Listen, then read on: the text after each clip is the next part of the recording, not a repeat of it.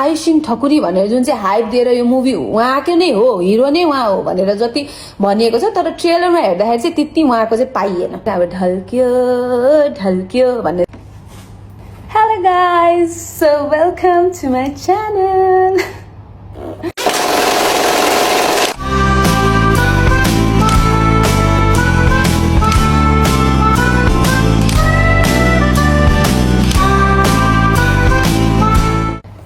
So फर्स्टमा म बस्छु।